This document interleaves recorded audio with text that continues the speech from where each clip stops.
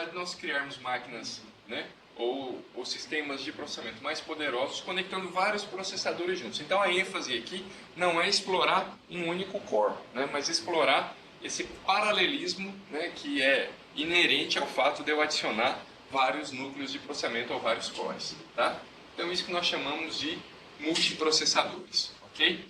Quando a gente anexa, está nesse nível de trabalhar conjuntamente com vários processadores, né, nós temos alguns objetivos, né, que nós podemos almejar com isso. Né? O primeiro e mais claro, né, que foi sempre o nosso alvo, era melhorar o desempenho. Né? Então, quando a gente tem multiprocessadores, nós estamos falando de melhoria de desempenho. Né? Nós estamos falando aqui de escalabilidade. Né? Escalabilidade é a possibilidade de eu manter a mesma estrutura de máquina, né, e incrementá-la para que ela possa suportar novas demandas. Né? Quando nós falamos de uma máquina que você tem uma exploração de LP lá no core, tá certo? Essa máquina atende suas demandas, mas a partir de um determinado momento, né, ela pode passar a não atender mais. Okay? O que você faz numa máquina dessa? Substitui por outra.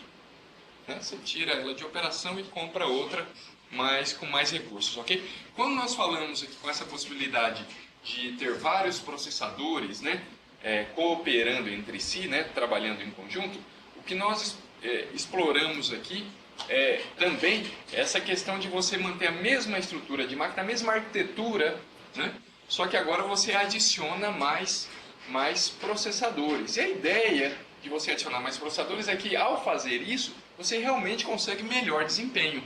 Né?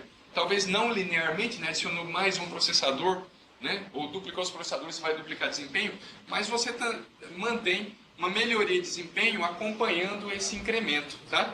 Um sistema que possibilita isso é um sistema que tem escalabilidade. Então, escala, no contexto de computação de alto desempenho, é um termo bastante utilizado e um objetivo muito procurado, porque o que nós queremos em muitos tipos de sistemas é isso. Né? Eu quero que ele tenha flexibilidade para que eu possa adicionar coisas, né? E ao adicionar, eu quero que ele consiga me fornecer mais desempenho ainda. Okay? Então, é um número variável de processadores. Né? Quanto mais processadores, né, mais poderoso é o computador. Okay? E aí tem a questão da disponibilidade, né, e tolerância a falhas. Né? Eu tenho vários processadores. Né? Com vários processadores, eu tenho também a possibilidade de almejar aqui a alta disponibilidade. Né? Quando começou essa coisa de internet, isso era algo extremamente buscado, né? Porque você tinha muitos usuários, né, fazendo requisições ali aos servidores. Né? Então você tinha que ter possibilidade de, através de uma requisição de usuário, né, direcionar ela, né, para as máquinas que estivessem atendendo naquele momento. Okay? Então, disso daí vem o termo, né, alta disponibilidade, que é muito empregado em sistemas de multiprocessadores. Né? Quando se tem também uma máquina, né, veja que com uma máquina, com um processador só, eu tenho ali possibilidades, né, de falha com relação à execução do programa. Né? E por outro lado, nós nunca tocamos no assunto da falha do dispositivo, né? A ausência de operação do dispositivo. Quando você tem vários elementos trabalhando em conjunto, essa situação pode existir, né? Principalmente por fatores externos. Né? Um pico, né, de energia pode afetar, né, diretamente ali um processador, né, nesse sistema. E aí, o que você quer, já que você tem vários, é que o sistema continue operando, obviamente agora com uma capacidade mais limitada, né, mas que ele continue operando, né, continue fornecendo serviços. Então, isso daí também vem com o que nós chamamos de tolerância a falhas. Né? Não só ele fornece o serviço, mas o fato de que uma máquina entrou em crash, né, ou ela não está mais em condições de operação, não pode afetar a semântica da operação que está ocorrendo atualmente. Né? Então, ele não pode afetar as operações atuais. Tá certo? Então, a ideia é que se um processador falha, né, os processadores restantes podem continuar realizando computação. Okay? Então, da mesma forma que a gente busca tolerância a falhas com relação ao armazenamento de dados, né, colocando RAID, colocando backup, né, nos sistemas aí que armazenam dados, principalmente sistemas de bancos de dados, né, quando a gente fala de processamento, né, essa questão também volta à tona, que é a questão da tolerância a falhas, né, E aí agora a gente cria mecanismos de redundância, né, para que ele possa suportar, né, quando um sistema cai de operação, ok? Bom, então isso são objetivos que se busca com a ideia de multiprocessadores, né? Você tem muito poder de processamento com uma máquina só explorando ILP, mas obviamente as questões de tolerância a falhas ficam totalmente comprometidas, né? Você tem uma máquina só, se ela falha, não tem condições de você continuar, né? Agora eu preciso de um serviço que fique atendendo ali 24/7, né? Então pode ser necessário, por mais desempenho que eu tenha numa máquina só, expandir esse modelo, né, para um modelo de multiprocessamento, para que eu possa fornecer essa disponibilidade também. Tá? Bom, e aí quando nós temos multiprocessadores, né, eu quero um multiprocessador, eu quero montar um multiprocessador justamente para que eu possa ter recursos para utilizar esse processador, né? E nesse sentido, o processamento já deve ser paralelo, né? Então agora nós estamos falando da possibilidade, né, de que eu tenha o meu programa, né, organizado, né, ou com recursos, né, de mais alto nível, para que eu possa explorar esses elementos de processamento, né, ali entre os vários processadores, né, que estão disponíveis para mim. Vocês reparam que isso não era algo... A capacidade do programa já ser desenvolvido, né, pensando no processamento paralelo, não era uma preocupação nossa até então, porque a máquina explorava o paralelismo, né? Quando não era a máquina, era o compilador. Okay? Agora, quando eu tenho multiprocessamento, vocês vejam que é interessante para mim usar uma máquina multiprocessada numa perspectiva que o programa já vem com recursos paralelos. Tá certo? Porque o que acontece, né? Com multiprocessadores, né, eu vou ter que, se eu quiser explorar o paralelismo, né, de um mesmo programa aqui entre esses vários processadores, eu vou ter que comunicar entre esses processadores. Então eu tenho que tirar o dado, né, ou que seja, né, a mensagem, né, enfim, fora de um processador e dar um jeito de que essa mensagem seja compartilhada, seja enviada para outro, né? Isso daqui tem um custo, né, isso de atraso, né, tem um custo de acesso a barramentos compartilhados para fazer isso, ok?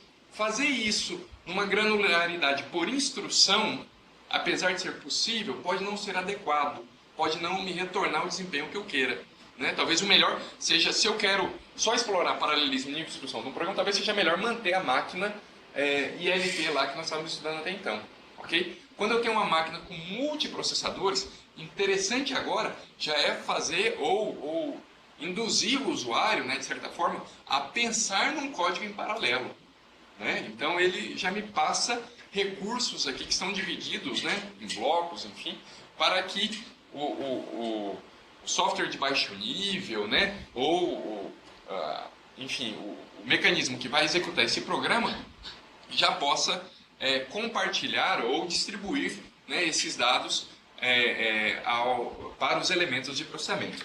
Então, quando nós falamos aqui em processamento paralelo, né, nós estamos nos referindo a uma organização de um programa único, mas que ele tem módulos tal que esses módulos possam ser executados em paralelo, né? Executando em vários processadores ao mesmo tempo, né?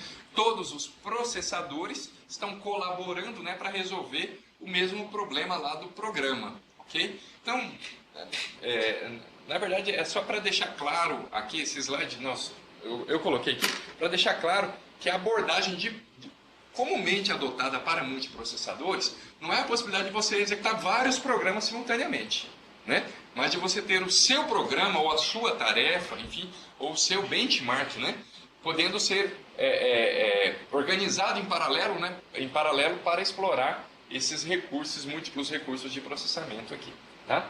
Então, essa é a ideia geral. E isso nos induz aqui também a necessidade de lidar com essa situação, né? Que modelo de programação adotar? Quando eu falo de processamento paralelo, né, nós temos que pensar que agora eu tenho uma máquina aqui que pode explorar paralelismo dentro do programa, não é simplesmente entre as instruções, né?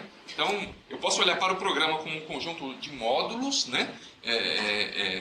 Usando aqui alguma representação de alto nível, e essas máquinas, ou esse multiprocessador, ele pode explorar o paralelismo entre esses módulos, ok? Então, para tornar isso factível, realizável, eu tenho que pensar num modelo de programação, né? Então, eu tenho um determinado problema para resolver, eu vejo que quando eu organizo esse problema na forma de algoritmo, ele tem literalmente, né, elementos paralelos, né? Eu posso fazer várias operações aqui, ou executar várias funções de maneira paralela. A questão que surge então é qual mecanismo, né, qual abstração que nós vamos usar para fazer essa programação, esse mapeamento aí do algoritmo para, de fato, um programa que vai rodar em paralelo nessa máquina multiprocessada. Então, em alto nível, né, nós pegarmos o problema, decompormos em subproblemas e repassarmos o subproblema para cada elemento de processamento, né, resolver, ok? Então, sempre tem, quando nós falamos de processamento paralelo, essa abordagem, né, que dado um algoritmo, como é que nós vamos... tem estratégia de paralelização, né, mas muitas vezes a estratégia de paralelização está bastante relacionada com a tua ferramenta ou teu recurso de paralelismo. Eu quero dizer com isso o seguinte: se eu uso uma determinada interface de programação que me permite, né, explorar o paralelismo entre threads, né, eu tenho que pegar esse algoritmo, né, e quando eu for fazer a programação, eu já implemento ele usando threads, obviamente. Né? Então agora eu tenho que pensar numa organização tal que eu possa organizar esse meu código em threads.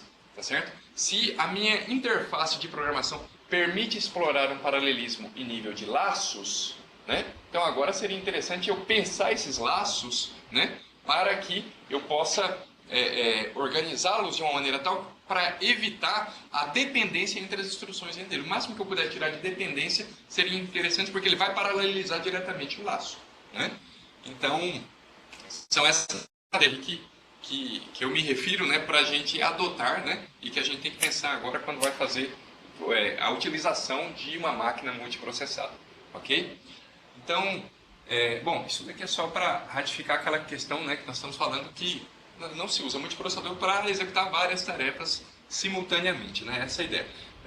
Isso daqui é no sentido conceitual, né? Se vocês observarem, nós estamos num contexto de ter multiprocessadores na nossa mesa, né? Então, nós saímos um pouco desse... isso daqui é uma visão conceitual, né? Eu quero só fazer uma relação com vocês que...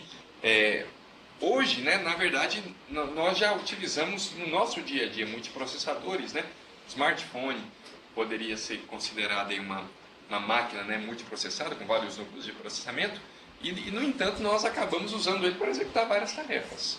Né? Ninguém está pensando lá, né, muitas vezes, em pegar uma aplicação e paralelizar sobre os cores. Você vai abrindo o browser, vai abrindo isso, vai abrindo o seu quê. E vai possibilitando isso. Agora, essas aplicações que geralmente já são disponibilizadas hoje, elas já são desenvolvidas para explorar esse paralelismo. Ok? Bom, então é isso que acontece aqui, né? Então vocês vejam que nós temos aqui a questão da comunicação e coordenação das ações. Isso é um aspecto muito importante que tem a ver bastante também com o modelo de programação que se adota. Tá? Quando nós falamos de processamento paralelo, né? Veja que eu estou lidando aqui no nível maior entre, né, na aglomeração aqui de processadores, né? Existe uma classificação muito antiga, né, desse carinha aqui que é o Mike Flynn, tá? Esse senhor aqui, formando multiprocessadores, né, em 4 possibilidades, tá?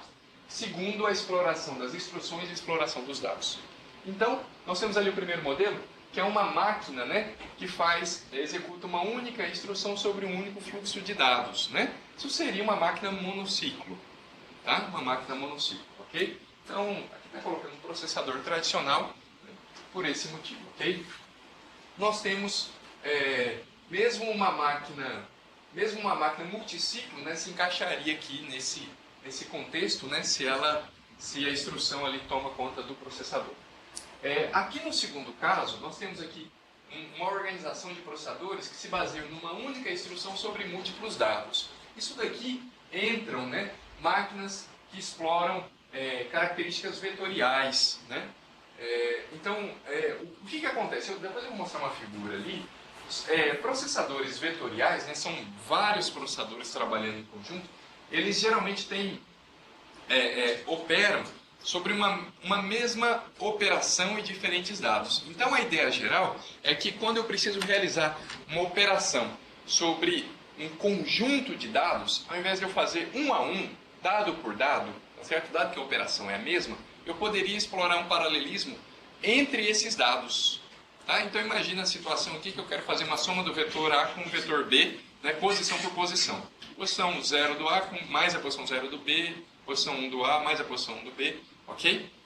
Ele encaixar o ponto aí, né? Ele faz exatamente isso. Ele faz exatamente isso. Né? As nossas máquinas atuais, né, que exploram... as nossas máquinas atuais hoje, elas têm esses recursos já. Né? Agora, da época em que isso saiu, né, isso daqui não era um caso comum. Né? Então existia um processador específico, foi justamente nessa época aqui que nasceu, por exemplo, várias empresas como... o que eu quero escrever aqui é que isso daqui motivou, né, motivação para nicho de mercado. Né? O nicho de mercado que eu me refiro aqui se chama HPC, High Performance Computing. Tá? Foi mais ou menos nessa época que surgiram empresas que existem até os dias atuais como SIND, né, que são classificadas como SIND. Elas possibilitam, né, que uma única operação, através de uma única operação, eu consiga operar sobre vários conjuntos de dados, ou sobre, né, vários pares de dados, por assim dizer, ok? E esses pares de dados, como não há, ou espera-se que não há dependência entre eles, né, então eu executo isso daqui dentro de um período de tempo muito curto, dentro de ciclos de operação. Né? Então, ao invés de eu fazer isso pensando no tamanho do vetor, né, então a gente faz operação por operação, né, até eu chegar no final do vetor, né, eu pego o vetor inteiro e executo isso num único ciclo. Executo a operação, tá certo, sobre o vetor inteiro ou sobre um grande espaço, né, dentro desse vetor, sobre um grande conjunto de dados desse vetor. Então a ideia é que eu tenha um único fluxo de instrução ou uma única operação trabalhando sobre dados distintos. Né? As mesmas instruções são executadas por múltiplas unidades de processamento operando sobre diferentes dados. Tá? Isso daqui nasceu de uma ideia de você ter uma máquina única, uma máquina, né, dedicada a isso. Né? Então isso daqui ficou muito focado para aplicações científicas, né? Aplicações numéricas, né? Que inevitavelmente tinha essa situação de você operar aí sobre vários tipos de dados, né? Dados organizados em espaços tridimensionais, né? Que você tinha, né, vetores aí no R3, no R4, enfim, né? Um mesmo elemento aqui, ele tinha vários ponteiros, né? Então você tinha que realizar uma mesma operação sobre esses vários conjuntos de elementos, né? Então, ao invés de fazer isso um a um, você fazia isso tudo rapidamente, né? Sobre o vetor inteiro, como eu falei, ou sobre uma grande parte desse vetor simultaneamente. Né? Então, eram máquinas que eram focadas nesse propósito. Né? Elas só executavam dessa maneira. Né? Então, você passava um programa para elas, né? Usando um compilador até certo ponto, né? Teve fôlego até a década de 90. Né? Dos anos 2000 para cá, na verdade, já na década de 90, os próprios processadores de desktop começaram a estender sua capacidade, dando suporte às extensões multimídia. Né? Então, os próprios desktops já começaram a aparecer, né, com suporte a executar operações vetoriais.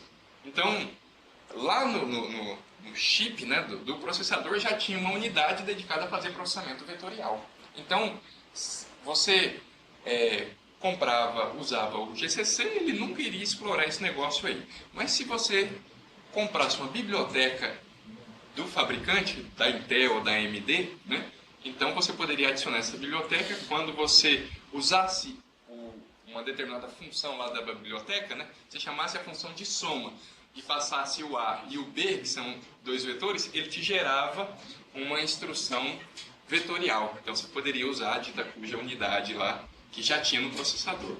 Né? Então, a exploração SIND, ela saiu do nicho exclusivo aqui de alto desempenho, né? Isso durou quase 3 décadas, né?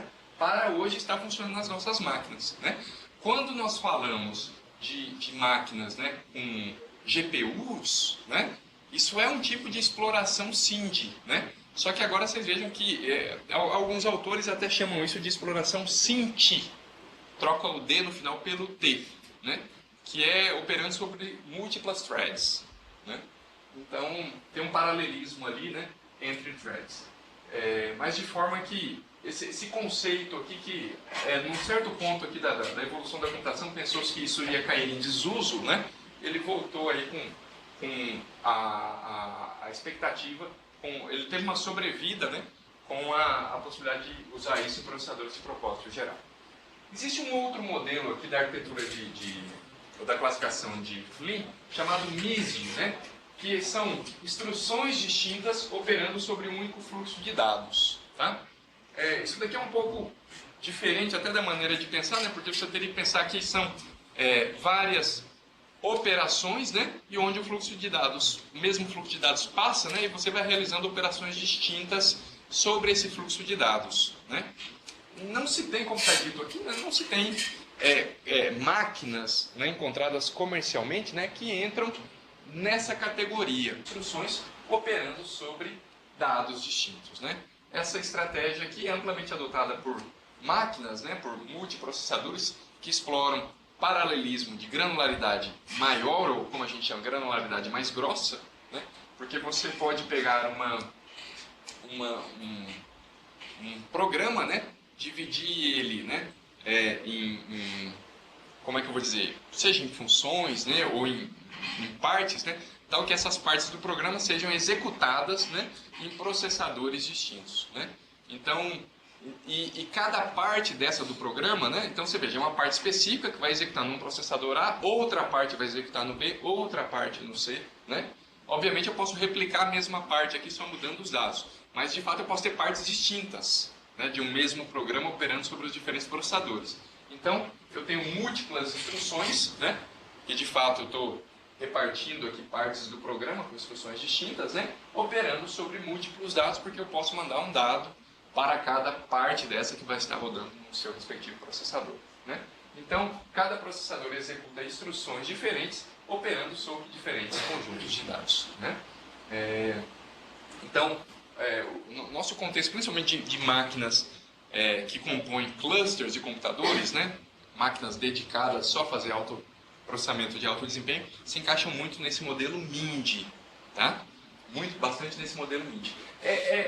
Isso daqui não é uma classificação hoje, né? Se nós formos aplicar isso hoje, primeiro que isso daqui não está mais renegado ao alto desempenho, nossas máquinas já exploram, né? Características, já tem características SIND, e hoje em dia, dada a disponibilidade de recursos, né? Os próprios clusters de autoprocessamento, né? Os aglomerados de computadores, têm tanto recursos para explorar essa classificação quanto essa classificação. Então, hoje é algo extremamente heterogêneo, né? Não dá para falar, cada vez menos comum a gente encontrar um cluster ou encontrar um multiprocessador que a gente consiga pegar esse multiprocessador ou esse cluster e encaixar dentro de uma classificação dessa. Comumente ele pega mais de uma característica. Ok? Então é isso que nós temos aqui. Continuando então. Então nós temos aqui, bom, aqui a parte de arquitetura vetorial, só para apresentar mais um pouquinho sobre isso, né? Uma máquina vetorial, né, um processador vetorial, ele tem o que nós chamamos de registradores vetoriais, né? Registradores que dão suporte a você armazenar vários elementos de dados. Então, cada registrador aqui é como se fosse um índice para um vetor, tá? Unidades funcionais vetoriais, então você passa um registrador que na verdade é um vetor de elementos, né? E ele opera direto sobre esse registrador vetorial. Inevitavelmente eu preciso ter registradores escalares, né? Essas operações vão trabalhar também sobre elementos escalares, né? E instruções vetoriais. Uma máquina vetorial tem que me dar suporte a instruções vetoriais, ok?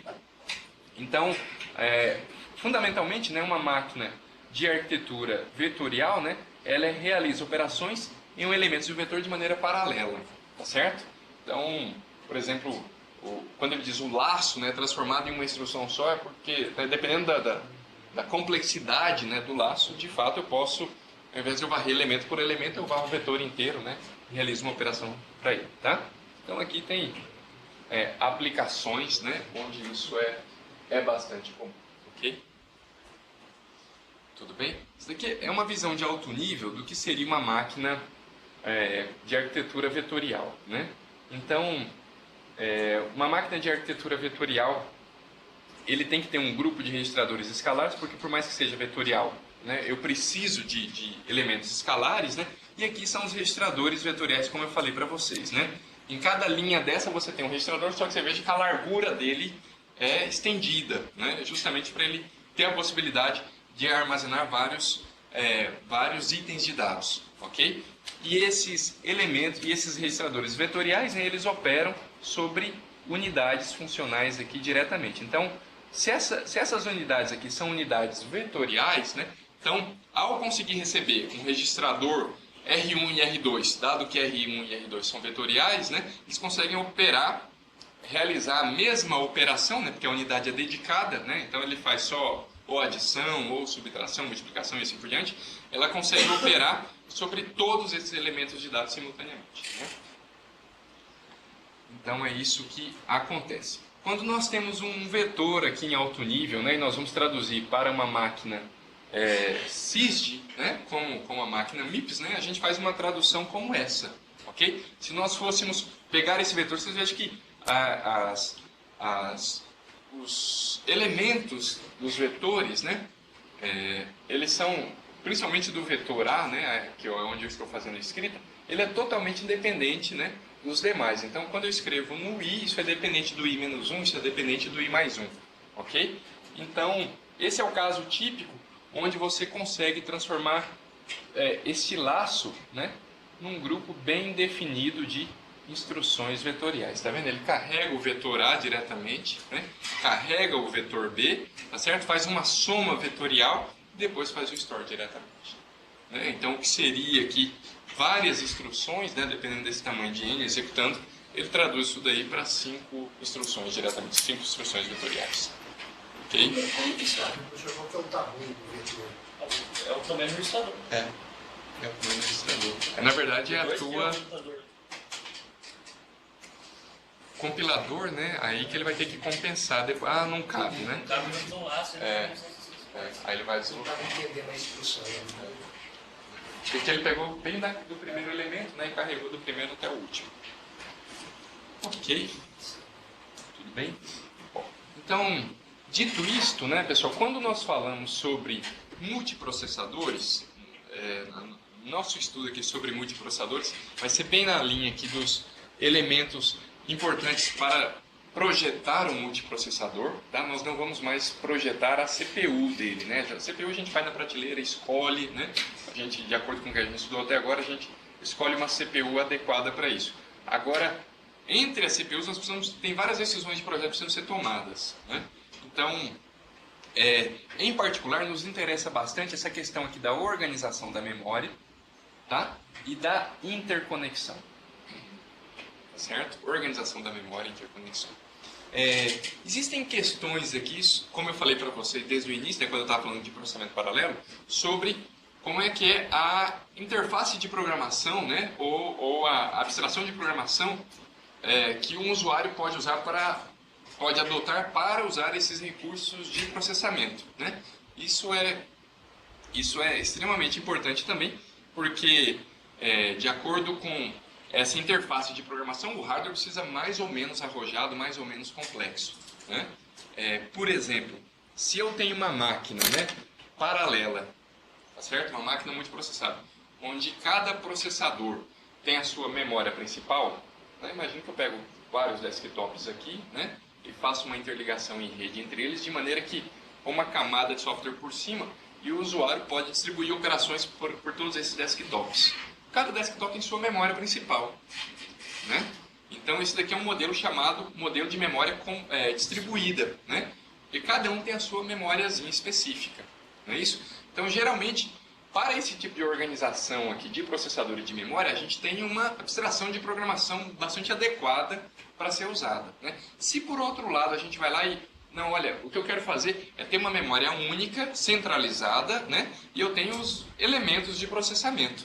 Né? Os elementos de processamento compartilham esta memória aqui, tá certo? Existe um outro modelo de programação, né? No primeiro caso aqui, tem um modelo de programação chamado modelo de troca de mensagens ou passagem de mensagens, que é bastante adequado, né? Bastante propício para esse tipo de máquina.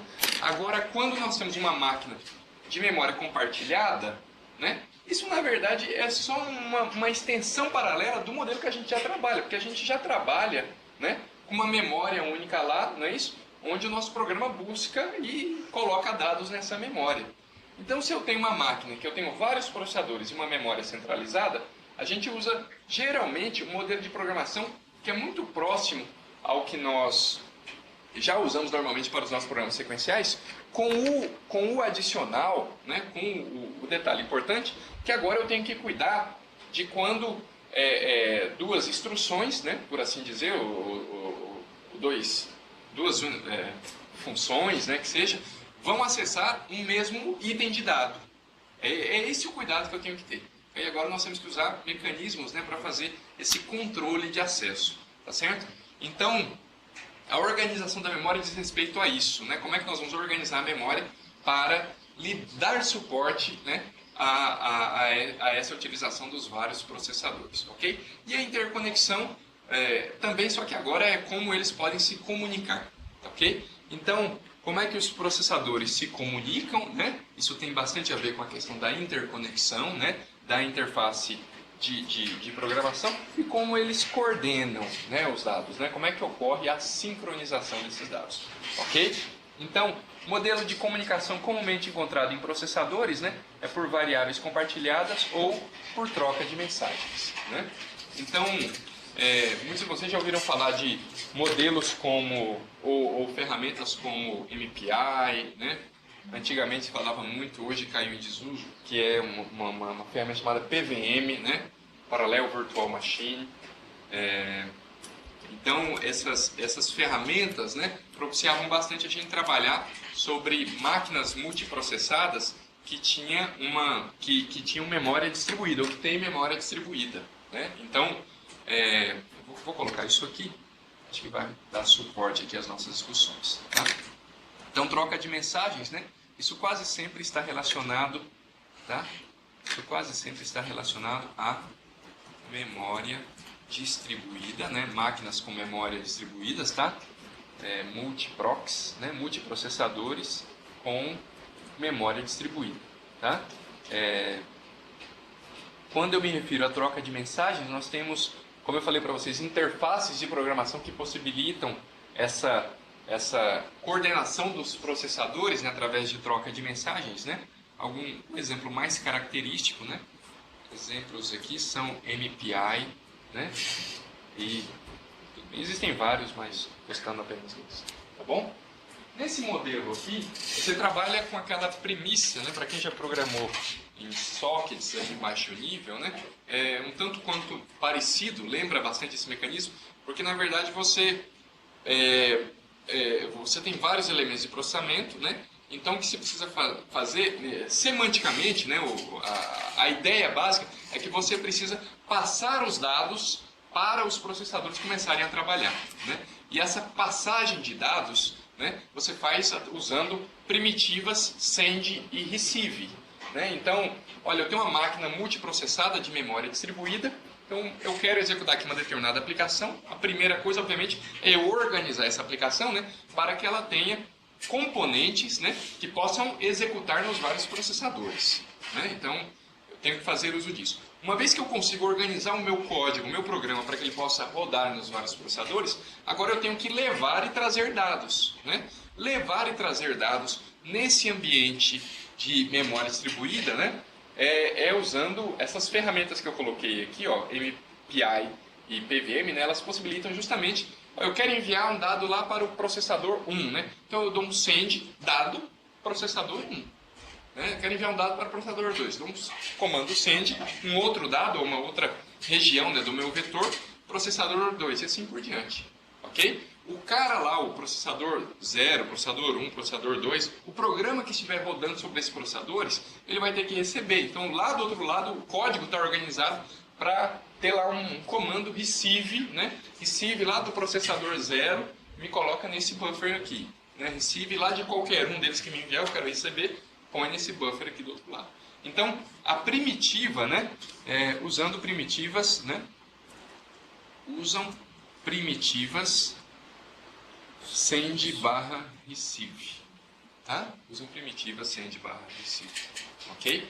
Então isso é o que acontece em máquinas de memória distribuída, né? ou que tem uma abstração de memória distribuída.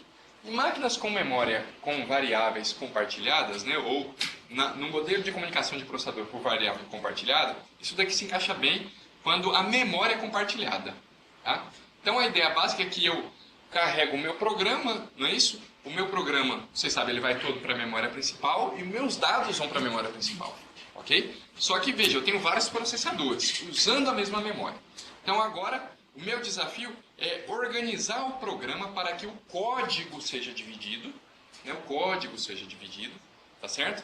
Então cada porção do código vai rodar num processador, né? E agora eles vão buscar na memória principal os dados que precisam. Tá certo? Então o raciocínio, por isso que a gente chama de variáveis compartilhadas, porque eles vão buscar esses dados, né? E agora o cuidado que a gente precisa ter é que a memória é única, né? Então se um determinado programa rodando no processador P1, né, vai escrever sobre a variável V ou sobre o vetor V na posição 10, né, eu tenho que garantir, não é isso, que ninguém está tentando escrever lá também. Não é isso? Então eu não posso, né, tentar escrever na hora que o outro vai escrever também. Então eu tenho que locar a variável antes de tentar fazer uma operação de escrita sobre ela. Ok? Tem uma complexidade um pouco a mais, que é o que nós vamos discutir bastante hoje, que é, olha, eu escrevi lá, se todos os processadores estão sempre lendo da memória, isso é uma maravilha. Né? Porque, imagine a situação, eu tenho vários processadores aqui embaixo, todos escrevendo e lendo da memória principal. Tá? Essa é a premissa básica aqui de execução. Preciso de um dado, vou na memória principal, trago esse dado, processo e devolvo para a memória principal. Ok? Então, quando um determinado programa, né, rodando num processador precisa acessar uma variável específica, né, e essa variável eu sei que ela pode ser compartilhada por outros, né, então o que eu faço? Eu executo um mecanismo de lock, né, esse mecanismo geralmente é fornecido pelo SO, né, para que, olha, ninguém pode estar lendo essa variável. Ninguém está lendo essa variável ou escrevendo? Não, ninguém está. Então você pode usar ela. Então eu escrevo sobre essa variável, né? Enquanto eu estiver realizando essa operação, nenhuma outra variável consegue ter acesso a ela, né? Ou melhor dizendo, nenhum outro programa, né, rodando em qualquer processador consegue ter acesso a ela. Então, isto feito, ou seja, a hora que um programa e um processador fez essa operação, tá certo? Qualquer outro programa que tentar realizar uma operação sobre essa variável, em particular a operação de leitura, ele vai pegar o dado atualizado. Né? Então vocês vejam que para que eu pudesse comunicar, né? Porque às vezes isso daqui que está caracterizando é uma comunicação na verdade. Né? Eu sou o processador P0, né? E tem lá o processador P10, eu quero que o processador P10 leia aqui um determinado valor. Tá certo? Então eu escrevo esse valor na memória, depois o P10 vem e lê. Tá certo? Então, no mecanismo de memória compartilhada, essa comunicação é feita através das variáveis da memória, ou seja, através de um store e de um load. Né? Exatamente como o nosso programa se comunica internamente. Né? Como o nosso programa se comunica internamente.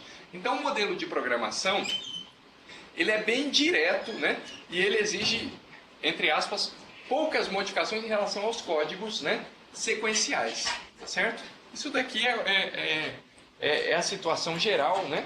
E o cuidado que a gente precisa ter é quando eu tenho certeza que uma variável é compartilhada. Essa variável aqui pode ser compartilhada. Então, não é simplesmente eu chegar lá e dar um store, né? Eu tenho que realizar uma operação de lock, né, ou uma tentativa de lock sobre essa variável ou sobre esse grupo de dados, né, para depois de fazer isso, né, só depois desse lock que eu posso de fato atualizar, ok? Isso seria se o mundo fosse ideal, né? Perfeito, ok? Então, por variáveis compartilhadas, né, nós temos, então isso daqui são multiprocs com memória compartilhada, tá certo? Exemplos disso daqui, nós temos o que? OpenMP, tá certo? Utiliza, necessita de lock em variável compartilhada. Só um pouquinho, só.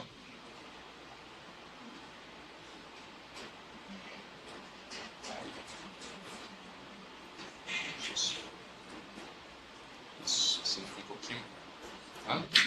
Então é isso que acontece. Agora vejam bem que hoje nós não trabalhamos sobre um regime, sobre uma organização tão simples assim. Mesmo as nossas máquinas de propósito geral, que não são máquinas, né, focadas em alto desempenho, né, originalmente não tem essa preocupação, são máquinas multiprocessadas, né, nós temos vários cores, e nem elas têm uma organização de memória tão simplista como essa que eu tentei descrever para vocês aqui. Né? As nossas máquinas têm caches, né? E inclusive mais um nível de cache, tá certo? Então, quando o nosso processador ele tenta buscar uma determinada variável, ele vai na cache.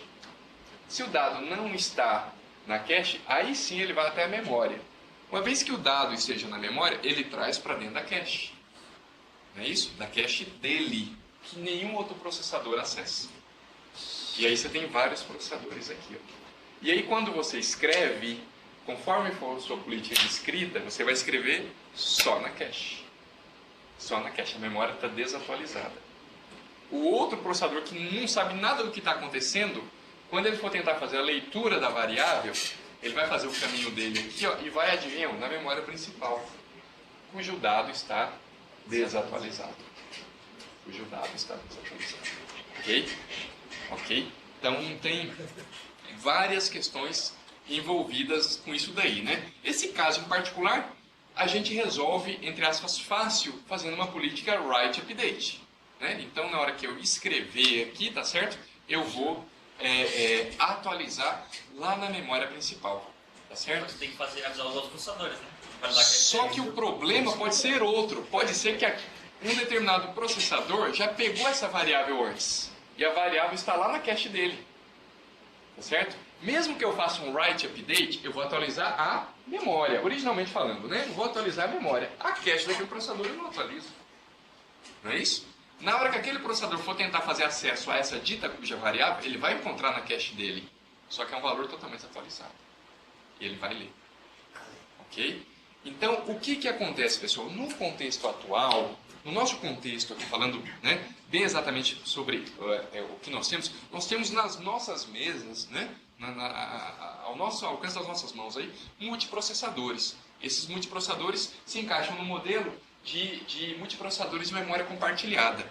Né? De forma que a programação para usar esses vários processadores, né, é bem adequada para ser feita via variáveis compartilhadas. Tá certo? Só que a organização de memória, atualmente, é de tal complexidade que não basta você simplesmente adotar um mecanismo, não basta só o SO de fornecer. Olha, eu tenho aqui uma abstração de lock, ó, uso aqui, inclui essa biblioteca no teu programa, chamo o lock aqui que eu garanto. De fato, né? Ele vai garantir, mas e a atualização das outras caches? É o hardware que tem que fazer isso. Tá certo? Então, nossas máquinas hoje, pessoal, tá? Então deixa eu escrever um negocinho aqui que acho que vai ser bastante útil para vocês. Olha, atualmente, né? Então, atualmente, né? Máquinas multiprocessadas, né? Com memória compartilhada, né? Esse é o nosso contexto aqui, ok?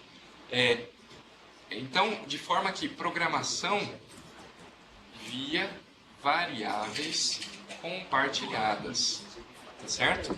Agora, o detalhe que eu quero chamar a atenção de vocês aqui, ó, é que nossas máquinas têm memória compartilhada e hierarquia de caches.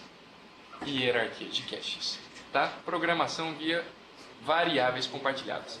O fato, gente, de eu adicionar caches no meio do caminho, vocês viram que caches apareceu com o objetivo de melhorar desempenho, agora elas me dão uma complicação.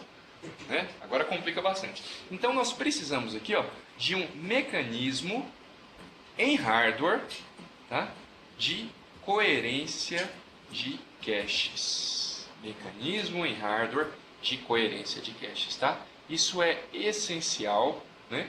Que o fabricante me forneça para que eu possa, de fato, num ambiente como esse, né? Num ambiente de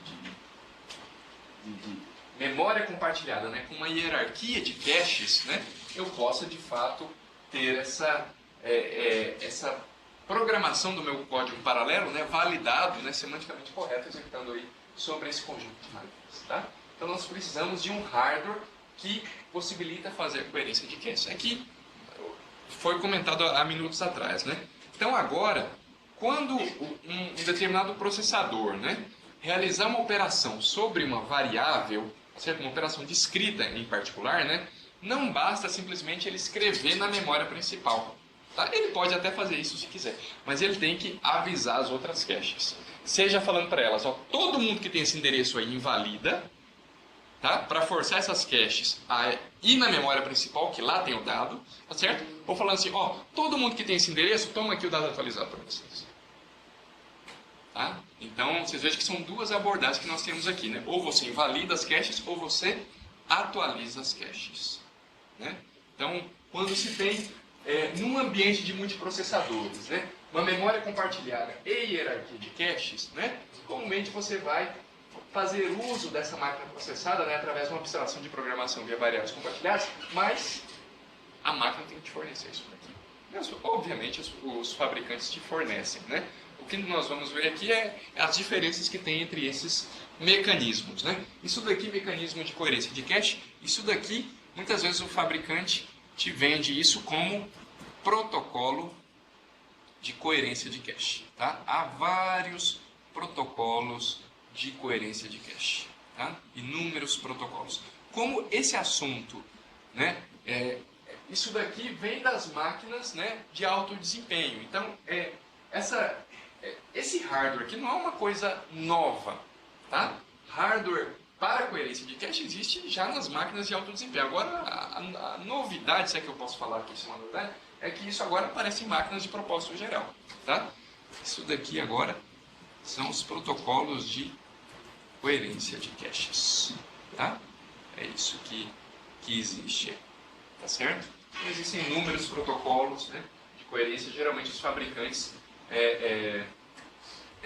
implementam esses protocolos já, né, de maneira que quando você vai comprar uma máquina multiprocessada, né, além de olhar esse negócio da hierarquia de cache, agora seria interessante você ir lá e olhar qual protocolo. Tem um protocolo que te gera mais, entendeu, fluxo no barramento do que outros. Entendeu? Tem protocolo que te gera mais fluxo. Então, isso pode ser uma decisão de projeto a partir de agora, né, para quem vai tomar a decisão em torno de adquirir máquinas, ok? É factível até para alguns fabricantes oferecerem mais de um protocolo e agora o administrador do sistema multiprocessado, né, isso é muito no contexto de, né, máquinas altamente paralelas, né, ele configura para ele escolher um ou outro protocolo, certo? Então é isso que acontece. Bom, dito isso, então, deixa eu ver aqui. Então, as classes de multiprocessadores são com memória compartilhada, né? Compartilhada centralizada ou com memória fisicamente distribuída. Tá? Então, isso que eu falei até agora está descrito aqui nesse slide, tá certo? Então, variáveis compartilhadas, você tem um endereço 1 compartilhado por todo mundo, né? A memória é fisicamente centralizada, né? Ou distribuída. Isso daqui, né, é para o caso que existe um negócio chamado DSM. DSM. Isso daqui, eu estou falando para vocês que ou a memória ela é fisicamente distribuída ou ela é fisicamente centralizada, né? Tem um pessoal que inventou uma moda aí, que é o seguinte, a memória é fisicamente distribuída, mas você programa ela via variáveis compartilhadas. Entendeu? Então, na verdade, ela é fisicamente distribuída, mas para o usuário, parece que, logicamente, ela é uma memória compartilhada. Na verdade, faz todo o trabalho sujo aí de trocar mensagem por baixo, essa abstração de software. Por isso está escrito esse negócio aqui. O processador se comunicam lendo e escrevendo, né, em variáveis. O mecanismo, as variáveis compartilhadas aí é o mecanismo de a variável ela é um mecanismo de comunicação entre os processadores, né? A necessidade de eu sincronizar isso, né? Então, sincronizar quer dizer que, olha, eu garanto que o dado que o processador vai ler é consistente, né? Então, isso geralmente é feito usando mecanismos de locks, né? Então, são mecanismos para garantir a consistência, né? A consistência dos dados compartilhados, tá? Então, o mecanismo básico é lock, né? Hoje em dia nós temos muita coisa além de locks, né? Porque o lock geralmente ele é de uma granularidade bem fina, né? Você quer pegar aquela variávelzinha, em 32 bits, você vai lá e loca ela. Tá certo? Aí às vezes você fala, poxa, mas para eu locar, às vezes eu quero fazer várias coisas na memória, né? Eu quero fazer várias atualizações. Então eu loco essa, loco a outra, ok? você fica num trade-off danado, né, sobre isso. Então, hoje em dia, existe um mecanismo para tentar manter a coerência, né, do acesso à memória em multiprocessadores de memória compartilhada, chamado memória transacional. Comumente se usa isso como uma infraestrutura de software, tá? Mas hoje em dia até no hardware já tem suporte a isso. Mas a brincadeira toda é o seguinte: você tem um software, né, um determinado programa que vai usar os recursos compartilhados, né, de um sistema multiprocessado de memória compartilhada. Então você usa uma biblioteca de memória transacional, tá certo? Quando você vai acessar um determinado dado, né, que esse dado ele pode ser compartilhado, né, você inicia uma transação. Você inicia uma transação e ali você faz acesso, idealmente, para isso que ele é usado, né, você faz acesso a vários dados. Você desenvolve várias operações nessa transação, tá certo? Então, é garantido, né, que você, se você comitar, né, porque você foi o único que conseguiu fazer acesso àquilo, né, e se qualquer coisa de errado acontecer no meio do caminho, se você não conseguir, né, fazer uma gravação, enfim, ocorrer algum problema nos dados, você desfaz tudo que você tentou fazer antes, né? Então, esse mecanismo ele tem sido amplamente adotado para a programação em máquinas com memória compartilhada, né? Porque é um mecanismo simples, né? Você, através de uma biblioteca aí de software, né? Você tem o recurso, né? E basicamente quando você precisa fazer um acesso a um dado ou uma estrutura de dados que ela é compartilhada, você inicia um begin transaction, né? E ao final você dá um end transaction, né? Você deu begin transaction, você conseguiu o acesso, né? Ninguém vai entrar mais. Qualquer outro que tenta fazer acesso àquilo, né? Se você fizer um acesso escrito, obviamente, né? Ele vai ficar ali no begin transaction e não vai conseguir entrar. Tá certo? Isso, não sei se no OpenMP tem aquele jump, não é a mesma coisa. Não é a mesma coisa. Não é a mesma coisa. Não é a mesma coisa, porque o mecanismo de memória transacional, como ele pode trabalhar sobre uma granularidade maior, então ele tem vários mecanismos, sabe, de contingenciamento dos dados. Então, não é isso. Tá? Então, tem sido bastante adotada essa outra estratégia, né, de, como eu falei para vocês, de memória transacional. Não há qualquer... em arquitetura, como qualquer outra sub-área da computação, não é qualquer estratégia que não venha com algum tipo de perda, né?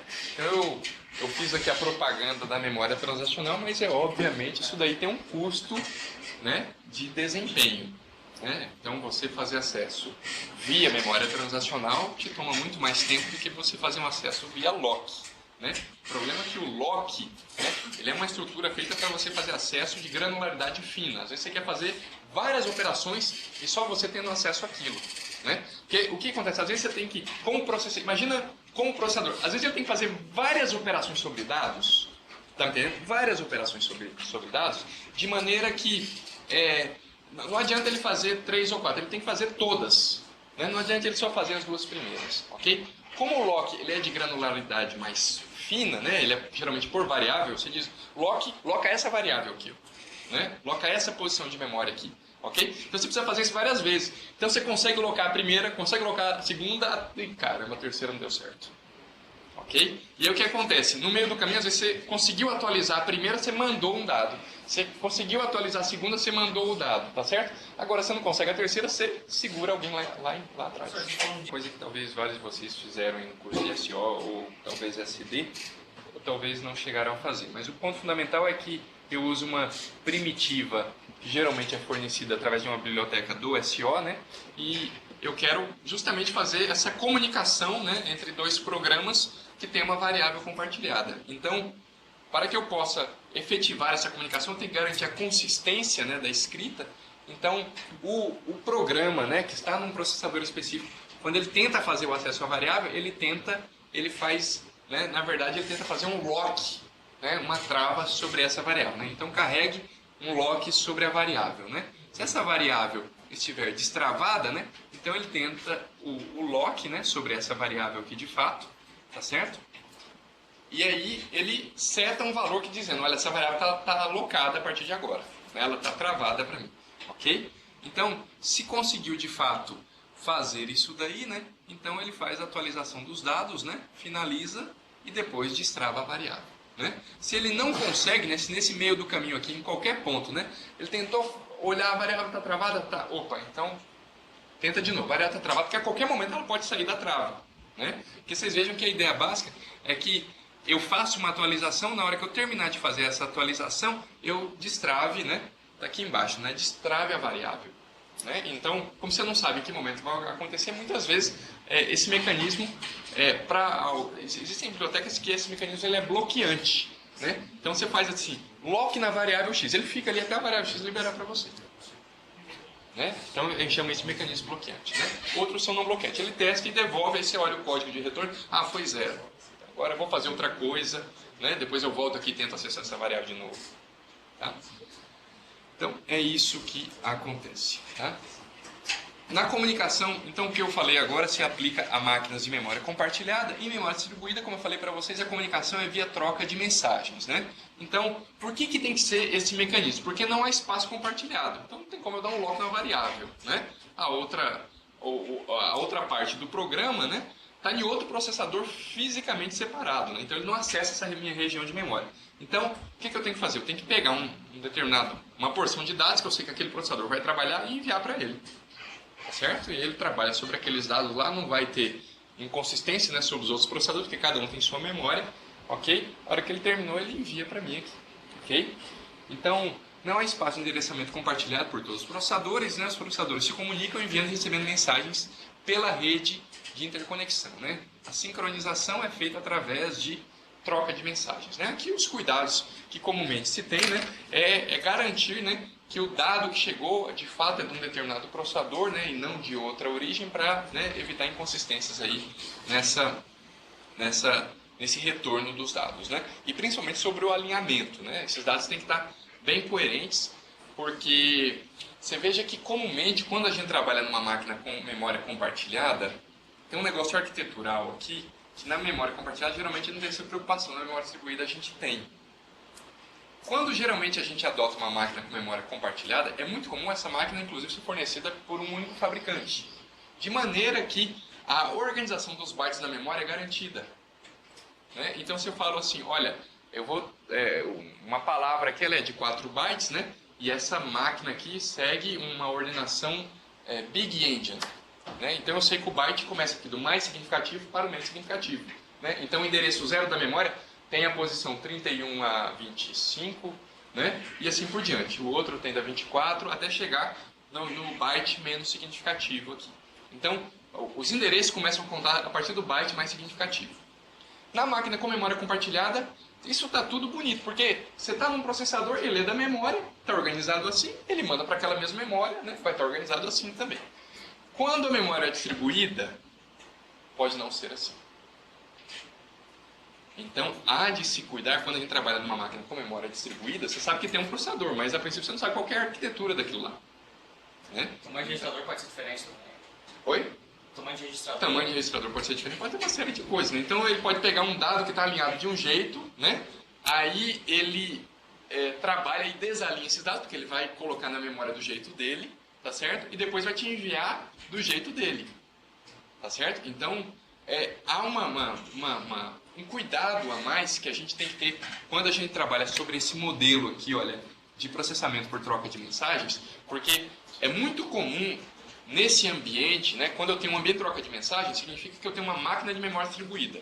Nesse ambiente computacional de memória distribuída, há espaço para que as máquinas sejam de arquitetura diferente. Né? Então, quando eu tenho... Aí é complicado. Né? Aí nós temos que tomar o devido cuidado com relação a isso. Né? Muitas bibliotecas de troca de mensagem, de passagem de mensagem, geralmente elas trabalham com um mecanismo que é independente de plataforma. Né? Então, elas organizam para que, de fato, se esse cara aqui ele é Big Endian, né? Então eu pego esse dado Big Endian, transformo num modelo independente de plataforma, mando lá para o outro processador. Quem vai receber isso lá no outro processador é a outra parte da ferramenta de troca de mensagem. Então ela pega isso, ela já sabe esse protocolo aqui, esse formato, né, que é independente de plataforma, aí ela traduz lá para o Little Endian do outro lado. Quando ela receber Little, né, então isso ajuda bastante, né, isso é um mecanismo muito importante. Tá? Então, Então é isso que acontece. Um processador sabe quando enviou uma mensagem para o outro, né? O outro sabe quando recebeu a mensagem, né? Isso aqui é bem sincronizado, né? O interessante de trabalhar com máquinas que operam sobre esse mecanismo de comunicação por passagem ou por troca de mensagem é que geralmente você está diretamente sincronizado com as máquinas, né? Quando você envia aqui, às vezes você só sai desse envio quando o outro lá recebe, né? Ou então você está recebendo, você fica travado aqui no receive. Esse receive geralmente é bloqueante, você só sai desse receive quando alguém lá envia. Então quando você saiu daqui, você sabe, opa, fulano me enviou, o processador me enviou.